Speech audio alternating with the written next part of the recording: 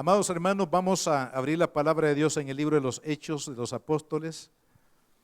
Este tema es la continuidad del tema que abordamos el miércoles pasado.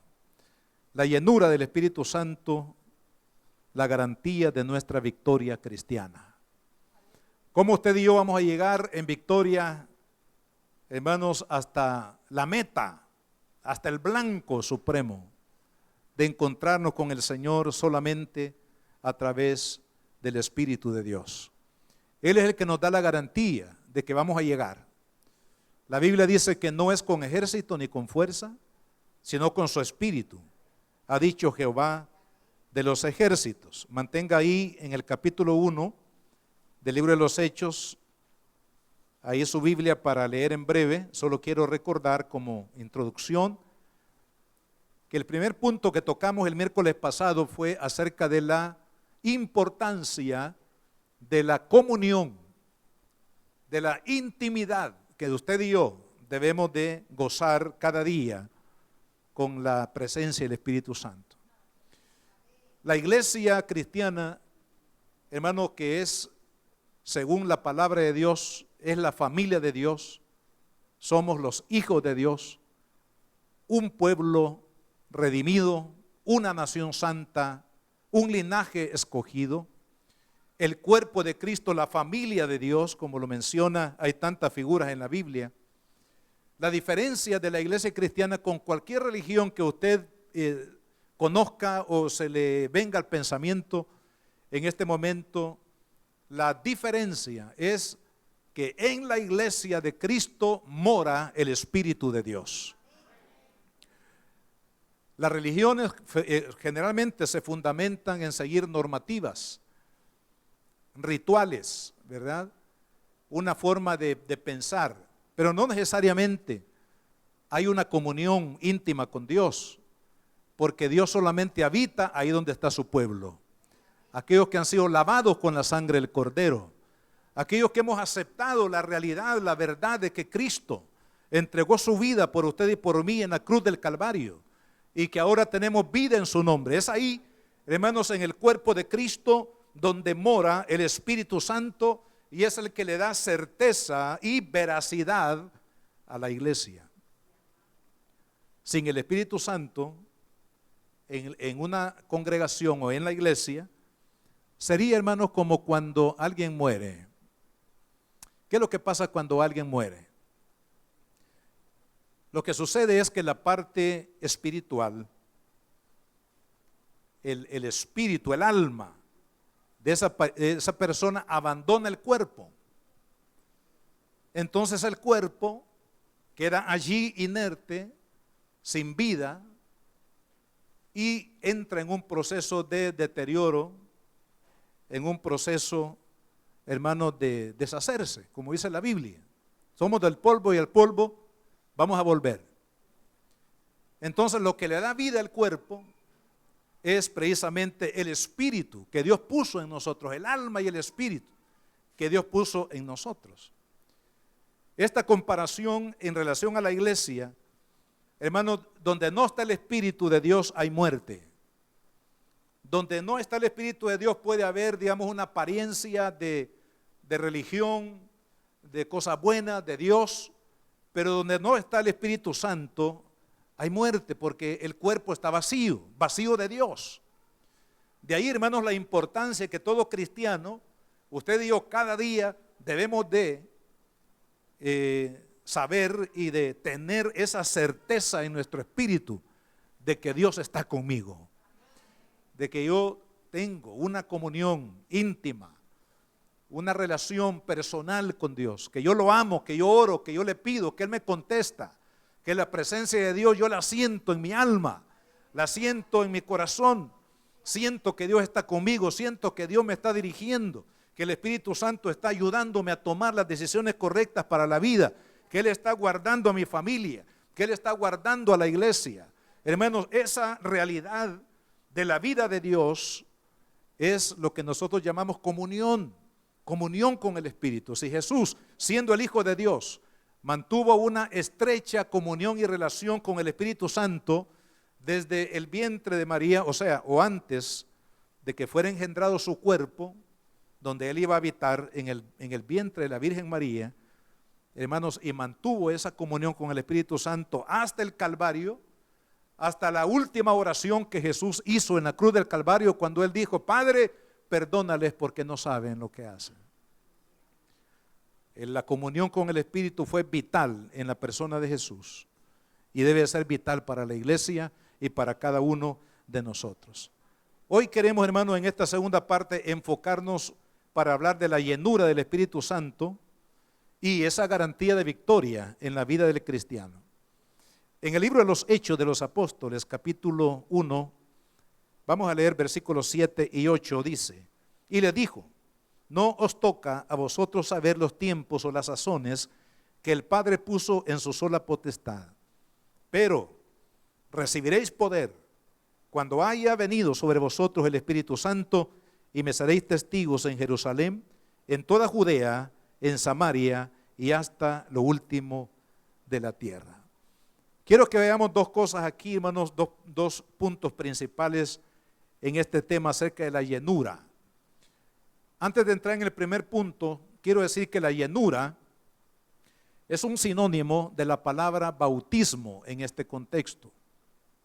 La palabra bautismo, ustedes saben que viene de el término de, o la acción de sumergirnos en el agua o sumergir algo en el agua hasta que queda completamente impregnado de ese líquido. Este bautismo, esta palabra la usaban en la época bíblica para aquellas personas que se dedicaban a pintar las telas para la venta al público, ¿verdad? Sumergían la tela en el color y ahí las mantenían hasta que la tela era impregnada completamente de ese color, y luego las ponían a secar y luego pues las llevaban a los mercados a venderla. Esa palabra habla, hermanos, de que el Espíritu de Dios, de que el poder, que la presencia de Dios tiene que ser impregnada en cada poro de nuestra vida espiritual.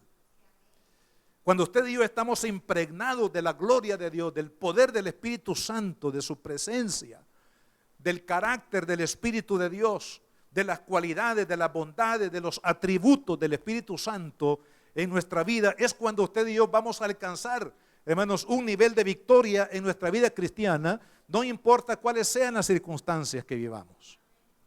Entonces, cuando la Biblia habla de la llenura del Espíritu Santo, está hablando, hermanos, de la presencia de Dios habitando en nosotros, en la iglesia, para capacitación, porque la palabra dice: recibiréis poder. La palabra poder significa capacidad para.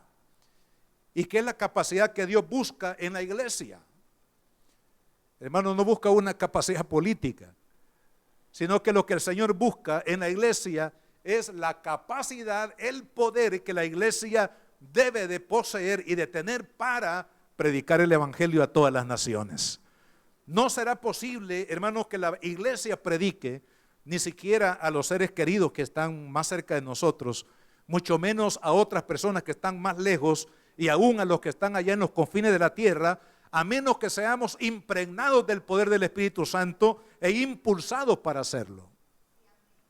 De ahí, hermanos, que el bautismo, la llenura del Espíritu Santo, es fundamental para la victoria de la vida cristiana. Y quiero que veamos tres momentos, en primer lugar, que veamos tres momentos en la preparación de los discípulos para recibir el bautismo en el Espíritu Santo acá en el libro de los Hechos. Primero, ellos sabían y creyeron a la palabra de Jesús en relación a la llegada del Espíritu Santo. Hechos 1:5 dice: porque Juan ciertamente bautizó con agua, mas vosotros seréis bautizados con el Espíritu Santo dentro de no muchos días. Ellos le creyeron a Cristo.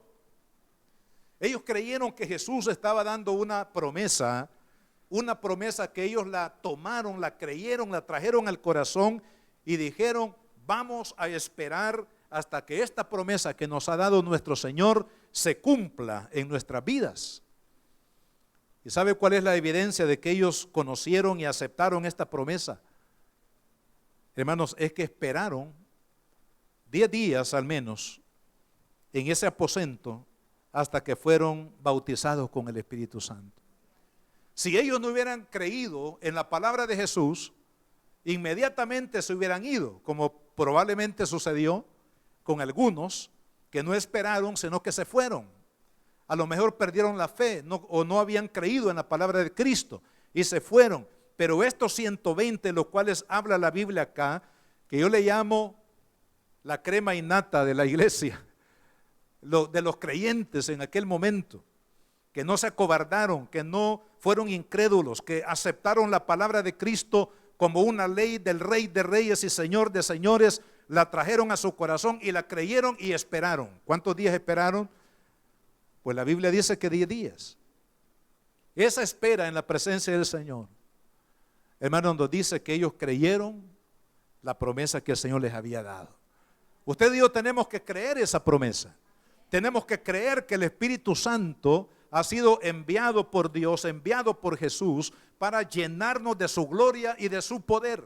Tenemos que creer, hermanos, que sin el poder del Espíritu Santo es como un vehículo que no tiene gasolina o como un avión, hermanos, que no funcionan los motores. Pueden estar ahí dentro de ese avión 800 personas, 400, 200, pero ahí van a pasar toda la vida en la pista de aterrizaje porque no habrá potencia que los levante. Así es la vida cristiana y la vida de la iglesia, hermanos, cuando hace falta esa gloria y poder que impulse a la iglesia hacia el propósito y el plan de Dios sobre la faz de la tierra. Pero ellos creyeron. El asunto aquí es que creyeron y esperaron todo lo que sea necesario a fin de obtener la promesa que el Señor les había dado. Segundo momento, dice el versículo 1:14, todos estos perseveraban unánimes en oración y ruego con las mujeres y con María, la madre de Jesús, y con sus hermanos. Este segundo momento nos habla, hermanos, de una oración perseverante. Dice, todos estos perseveraban unánimes en oración. La pregunta es, ¿por qué necesitaron ellos orar permanentemente, prevalecientemente en la presencia de Dios? La palabra perseverar significa no detenerse, significa ir, seguir caminando, seguir corriendo, no desmayar, seguir adelante, no claudicar en una misión o en el alcance de un objetivo. Ellos perseveraban. Durante 10 días oraron al Señor. Y la pregunta es, ¿por qué oraron 10 días? ¿Por qué no fue 1 o 2 o 3? Hermanos, porque una de las cosas que Dios quiere es que nuestra vida, espiritualmente hablando, esté preparada, porque dijo el Señor que el vino nuevo, hablando del Espíritu Santo, de la unción del Espíritu Santo, dijo Él, no se puede derramar sobre odres viejos. Porque si el vino nuevo es derramado sobre odres viejos, los odres se rompen porque no soportan el poder de ese vino nuevo. El vino nuevo, en este contexto, significa el poder del Espíritu Santo, la presencia y gloria del Espíritu Santo. Solo imagínense, hermano, cuando Salomón iba a dedicar el templo de Jerusalén, el que él construyó con la ayuda de Dios y por el mandato de su padre, el rey David, el día que él dedicó el templo, se levantó un gran altar. En este altar trajeron miles de holocaustos en ofrenda a Dios en la consagración de ese templo.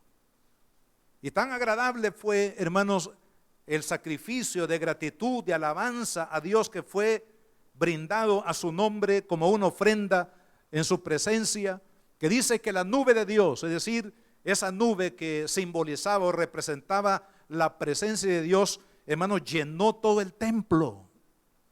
De tal manera que los sacerdotes tuvieron que salir corriendo del templo, hermano, porque el mismo Dios había llegado allí y nadie podía permanecer en la presencia de Dios porque, hermanos, la gloria de Dios había descendido en una manera literal a ese templo Y esa gloria, ese templo fue inaugurado con toda la gloria y el esplendor de Dios.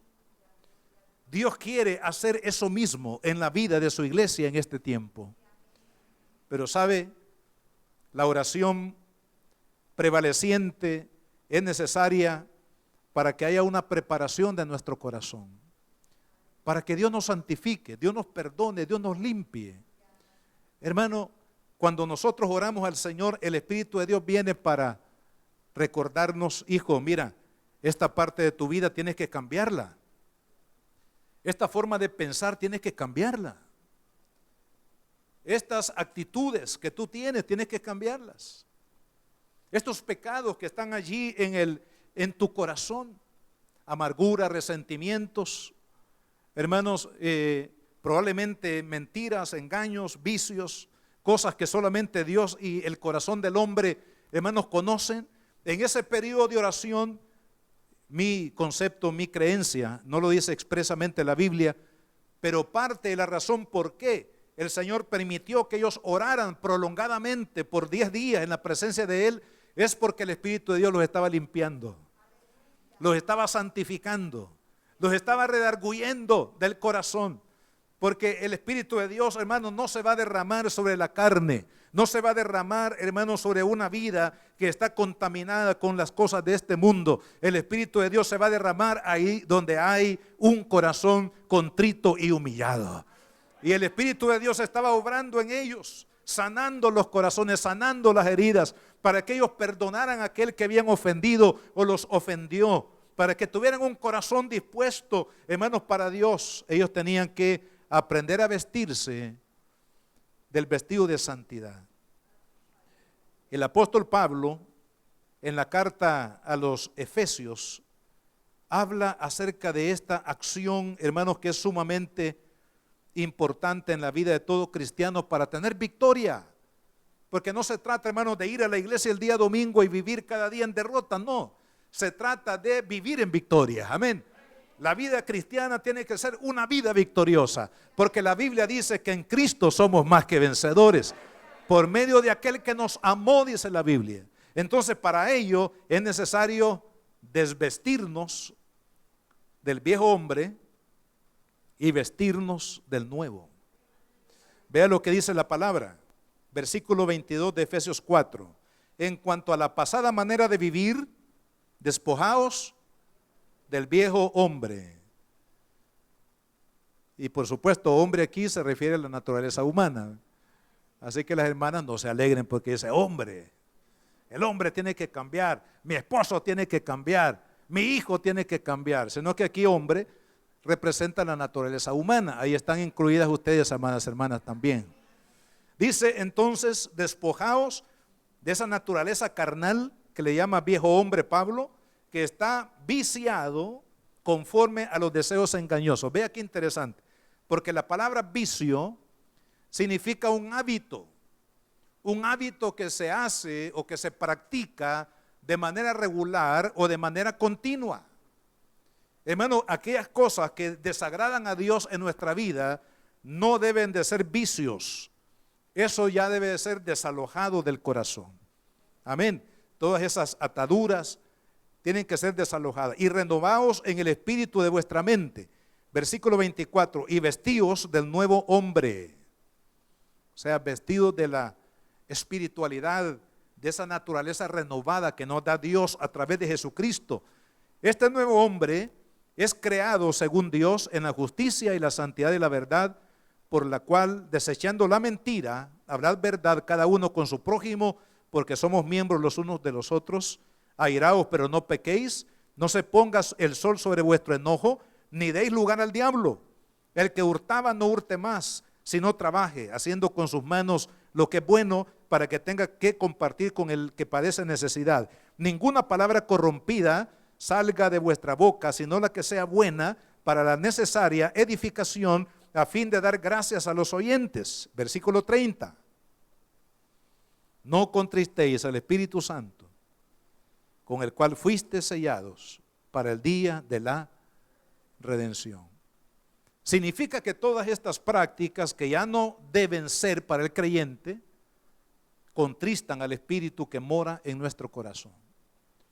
Y si el Espíritu de Dios está contristado, entonces no habrá bendición en la vida, porque es Él el que provee la vida de Dios. Es Él el que nos da santidad, Él nos da fe, Él nos da esperanza, Él nos da amor, Él nos provee, hermano, perseverancia, Él nos provee fidelidad. Pero si estamos, por alguna, por decirlo de una forma, estamos, hermanos, privados de esa bendición de la comunión del Espíritu Santo, entonces todas estas cosas van a ser presa en nuestra vida. Por eso dice Pablo, vestíos.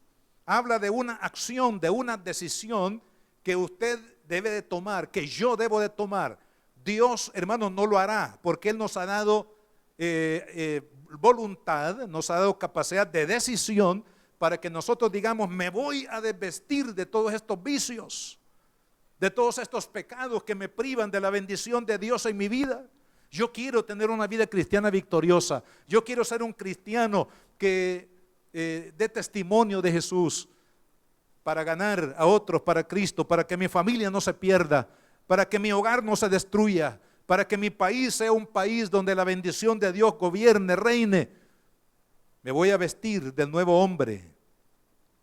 Esa es una decisión. Vivir en santidad es una decisión. No la va a tomar Dios por ustedes. Dios nos ayuda. Pero usted y yo tenemos que decidir, me voy a quitar este vestido viejo que tengo en el nombre de Jesús y me voy a vestir del nuevo. Me voy a vestir de Cristo. ¿Sabe que en el momento que usted y yo nos entregamos a Cristo, comienza una carrera importantísima de fe? Y la carrera tiene una meta, llegar a ser igual a Él. Por ejemplo, cuando usted se encuentra con alguna otra persona, probablemente tenga tiempo de no verle o es primera vez, y usted va con su hijo, ahí a la par, probablemente esta persona le dice, oh, mire, es su hijo, ¿verdad? Sí, es mi hijo. ¿Pero por qué le dice que es su hijo? Porque lo ve parecido a usted. Probablemente tenga la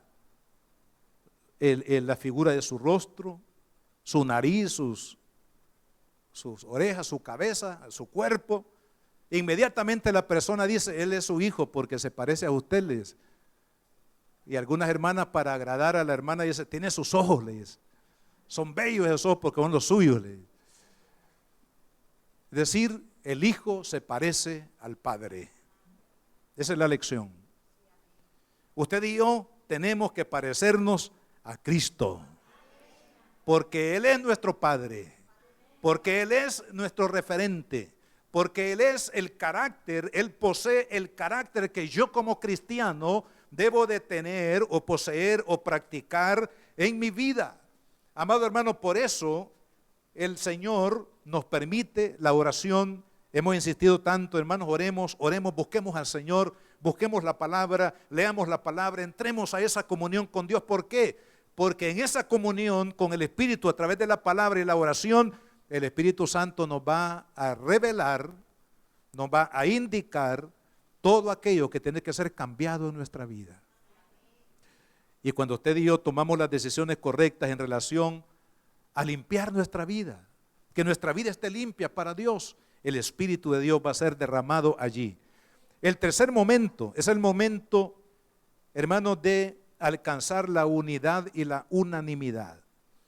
En el capítulo 2, versículo 1 dice, cuando llegó el día de Pentecostés, ¿qué dice? Estaban todos unánimes juntos y de repente vino del cielo un estruendo como de un viento recio que soplaba, el cual llenó toda la casa donde estaban sentados, y se les aparecieron lenguas repartidas como de fuego, asentándose sobre cada uno de ellos. Versículo 4, y fueron todos llenos del Espíritu Santo y comenzaron a hablar en otras lenguas según el Espíritu les daba que hablasen. Veamos, hermanos, los pasos anteriores. Los discípulos creyeron en la promesa de Cristo, la hicieron suya. Esperaron hasta el momento que esa promesa se iba a hacer realidad en su vida. Segundo, ellos oraron y en el desarrollo de la oración de ellos, el Espíritu de Dios comenzó a limpiar su vida, comenzó a limpiar su corazón. a santificar ese depósito donde iba a ser, hermanos, derramado el vino nuevo, el vino del Espíritu Santo, la llenura del Espíritu Santo, hasta el punto que ellos alcanzaron la unanimidad y la unidad. Eso también es importante, ya hablando congregacionalmente. Hermano, es importante, por ejemplo, que una familia logre esa unanimidad con Cristo. Porque si no hay esa unidad y esa unanimidad como familia, por ejemplo, si la hermana, la esposa, es cristiana, entregada al Señor, pero el hombre es una persona que actúa así de manera fría, frívola en las cosas espirituales, y los hijos no quieren nada con el Señor, no quieren buscar a Dios, ¿cómo puede haber unanimidad, unidad en esa familia? ¿Cómo se puede derramar la gloria de Dios y el poder de Dios cuando hay división entre la esposa, el esposo o los padres y los hijos? Se necesita alcanzar una unanimidad, que todos amemos a Cristo, que todos sirvamos a Cristo, que todos honremos a Cristo, obedezcamos su palabra, que todos busquemos a Dios. Y en esa unanimidad en la familia, hermanos, el Espíritu de Dios va a ser derramado con bendición. Va a traer fortaleza, va a traer ayuda oportuna para que nosotros podamos vivir una vida cristiana. Traslademos esa figura de la familia a la iglesia. Mire, aquí ya vemos 4 pastores que estamos sirviéndole al Señor, pero no son 4 congregaciones. Es una congregación donde hay 4 siervos que estamos sirviéndole a Dios y a ustedes. Y hay muchos líderes, muchos servidores en los ministerios, pero el objetivo es uno, la meta es una: honrar a Dios y cumplir con el mandato que Él nos dio como iglesia, de llevar su palabra a los confines, hermanos, de la tierra. Cuando la iglesia entra en esa unidad, en esa unanimidad, porque quien nos une es Cristo el Señor. Lo que nos une es la visión de Cristo, la visión, hermanos, de la gloria de Dios en la iglesia, para que la iglesia tenga el poder, la capacidad de llevar la palabra hasta lo último de la tierra. Esa es la visión de Dios. Ahí, hermanos, el Espíritu Santo va a derramar su bendición, como lo dice el Salmo 133. Mirad cuán bueno y cuán delicioso es habitar los hermanos juntos en armonía. Es como el buen óleo, el cual desciende sobre la cabeza y la barba de Aarón, y desciende, dice, hasta el borde de las vestiduras. Cuando hay unidad en la iglesia, el Espíritu de Dios va a ser derramado. Hermanos, clamamos que esta iglesia sea llena del poder del Espíritu Santo. Clamamos para que esta iglesia se mueva no en el poder de la imaginación humana, ni en los sentimientos humanos, ni en las metas del hombre, sino que se mueva en el poder del Espíritu de Dios.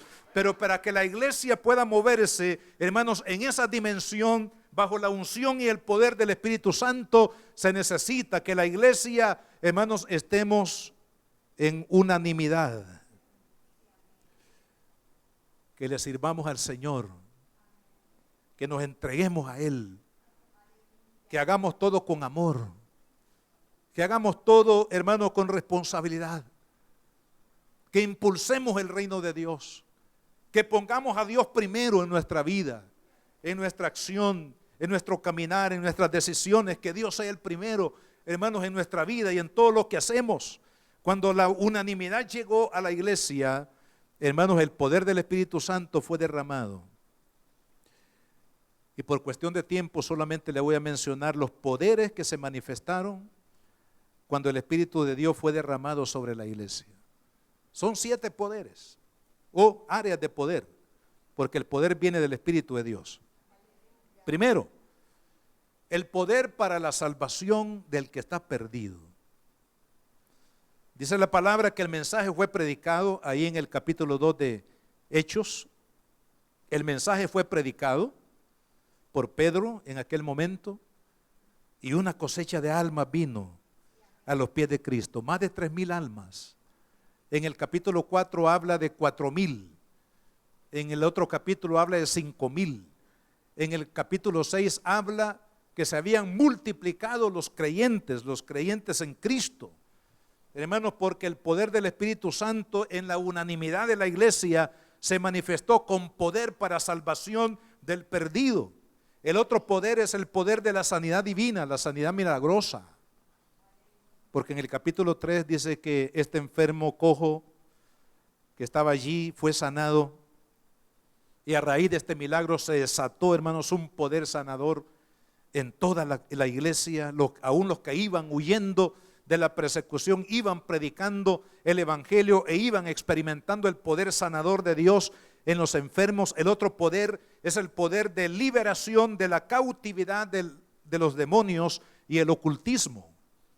Hay muchas evidencias en el libro de los Hechos. No tenemos acá el tiempo, pero Hechos 8, 18, 16, 16, 19, 19. Usted puede buscar estos pasajes de la Biblia y va a ver allí, hermanos, que en la acción, en el trayecto de la iglesia, el Señor liberó a muchos de demonios, prisiones de oscuridad en las cuales los corazones de muchos estaban. El otro poder es el poder, hermanos, para soportar el dolor. Porque hubo mucho dolor en la iglesia por la persecución. La iglesia fue perseguida. Muchos creyentes fueron llevados a las cárceles, otros fueron decapitados, otros fueron crucificados, otros fueron llevados a los coliseos de Roma, hermanos, para diversión de la gente, como payasos, como personas que estaban allí para hacer reír a la gente. Todo este sufrimiento de persecución, hermanos, que vino sobre la iglesia no renunció al mensaje. Gloria a Dios. La iglesia no dio un paso atrás. A pesar de que hubieron muchos mártires de la fe en aquel tiempo, la iglesia siguió predicando. ¿Por qué? Porque el Espíritu de Dios le dio poder para soportar el dolor, poder para soportar la prueba, poder para soportar las adversidades de la vida en la cual, hermanos, el creyente tiene que transitar en un momento determinado para no claudicar en la fe. El otro poder, que es el quinto poder, es el poder, hermanos, para extender el evangelio en todas las naciones. Hoy en día el evangelio ha tocado la mayoría de países en el mundo. Hay todavía etnias que no han sido alcanzadas, conocidos como los grupos no alcanzados. Pero se ha avanzado más allá de la mitad de la población o de las naciones de la tierra donde se predica el evangelio. ¿Por qué ha sido posible, hermanos, que el evangelio no pase de moda? Algunos creen que el evangelio ha pasado de moda. No, dicen, ustedes todavía están viviendo en el tiempo de Cristo. Están, como quien dice, están desubicados de la realidad presente. No, el evangelio no pasa de moda porque Dios no pasa de moda. Él dice que es el mismo de ayer, de hoy y por todos los siglos de los siglos. Él es el mismo Dios. Él es el Dios que glorifica, hermanos, su palabra. El sexto poder es el poder para preparar a la iglesia para hacer luz y sal sobre esta tierra. Ahí donde usted está, en su comunidad, usted es la luz, yo soy la luz y somos la sal. En la familia, en la comunidad, en el lugar de trabajo. Qué lindo cuando los trabajadores que están alrededor de sus compañeros, sus colaboradores, dicen, esta persona es diferente porque es cristiana. Pero qué triste cuando no damos testimonio de Jesús. Nadie sabe que vamos a la iglesia el domingo. Nadie sabe que tenemos un compromiso con Jesús. Pero no hay ninguno acá, no se preocupe. No están hoy acá en el templo. Todos los que estamos acá estamos comprometidos con el Señor. Y damos testimonio de Cristo. Y las personas que nos rodean dicen, él es diferente, ella es diferente porque ama a Jesús, porque sirve a Jesús, porque es cristiano. Hermano, en los puestos de trabajo, en la vecindad, con los amigos, los jovencitos que están acá, sus compañeros de estudio, en la universidad, hermano, ahí somos luz. Eso es lo que dijo Cristo, que la iglesia sería luz y sal en las naciones. Y el séptimo poder es el poder para preparar a la iglesia, guardarla en santidad hasta el regreso de Jesucristo. ¿Por qué podemos tener, hermano, garantía de que vamos a llegar a la meta?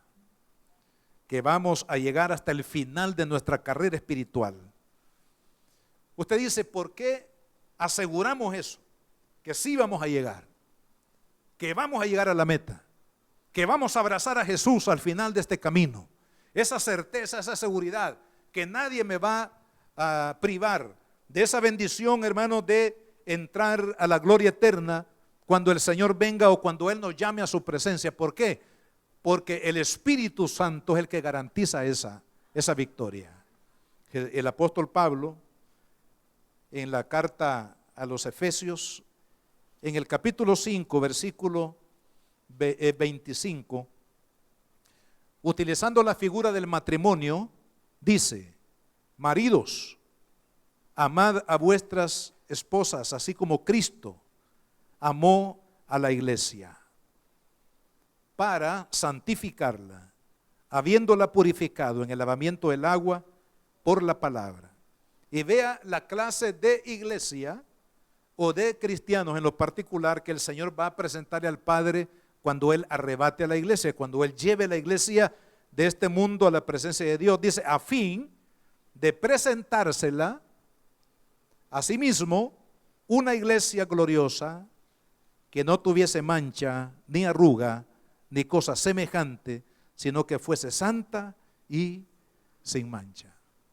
¿Cómo es posible que nosotros como cristianos podamos vivir una vida a este nivel de pureza, hermano?